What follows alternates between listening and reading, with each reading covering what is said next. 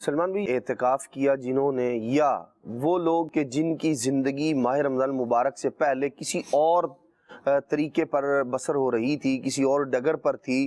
یا وہ کسی اور رستے پر چل رہے تھے، لیکن ماہ رمضان مبارک کے آنے کے بعد ان کا رستہ تبدیل ہوا اور یہ اس رستے پر آئے جو دین کا رستہ ہے، جو نبی پاک صلی اللہ تعالیٰ علیہ وسلم کی تعلیمات ہیں۔ اسی طریقہ کار پر قائم رہنے کے لیے وہ جو نیکیاں کر رہے ہیں وہ چھوٹ نہ جائیں، اسی پر قائم و دائم رہنے کے لیے ایک ذمہ داری ان کی اپنی بنتی ہے اور ایک ذمہ داری ان سے ریلیٹڈ، ان سے تعلق رکھنے والے افراد کی بنتی ہے۔ سب سے پہلی ذمہ داری جو بندے کی اپنی ہے وہ یہ کہ جیسے ابھی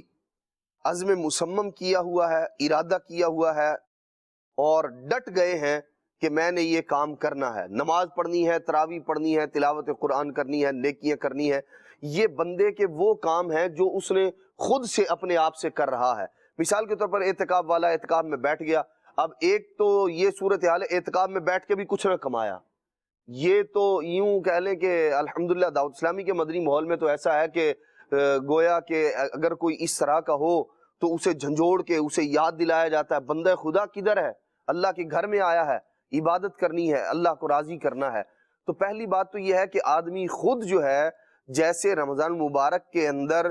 خود اس نے سٹینڈ لیا اور نیکیوں کی طرف آیا اور نفس اور شیطان بالخصوص اپنے نفس پر یوں کہہ لیں کہ اس کے ساتھ مقابلہ شروع کیا اور نیکیاں کرتا چلا گیا۔ تو اب پہلی بات تو یہ ہے کہ ہر ایسی صحبت، ہر ایسا شخص جو مجھے اس پٹری سے اتارنے کا ذریعہ اور سبب بن سکتا ہے، سب سے پہلی بات تو یہ ہے کہ ایسے بندے سے آپ تھوڑی دیر کے لیے نا اپنا تعلق ختم کر لیجئے۔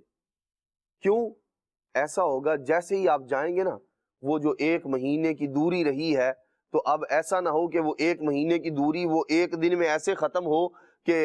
نماز عشاء جو پہلی نماز ہے یا نماز فجر ہے وہی قضا کروا دے آدمی، ارے 30 دن تک تم مجھ سے دور رہے ہو، اب آؤ ادھر چلتے ہیں، اب آؤ ادھر چلتے نہیں۔ اب ہمارا انداز یہ ہونا چاہیے کہ اب آؤ، جو ذوق جو ذائقہ میں نے چکھا ہے اس کی طرف آؤ۔ تم تو ساری زندگی سے یہ ذوق لیتے آ رہے ہو، یہ فلم و ڈراموں والا، یہ گناہوں والا، اس راہ کے گامزن تو میں بھی پہلے رہا ہوں، لیکن اب جو ذوق نصیب ہوا ہے ایک دفعہ ادھر بھی آؤ۔ تو چاہیے تو یہ کہ ایسے لوگوں کو بندہ اپنے ساتھ ملائے، اس طرف لائے، لیکن اگر لانے کی پوزیشن میں نہیں ہے تو کم از کم خود اس جگہ میں نہ جائے، اپنے آپ کو بچائے کہ میری روٹین جو ہے نا وہ خراب نہ ہو جائے، میں اپنے آپ کو بچاؤں۔ انتظار نہیں کرنا کہ رمضان چلا جائے، آ جائے،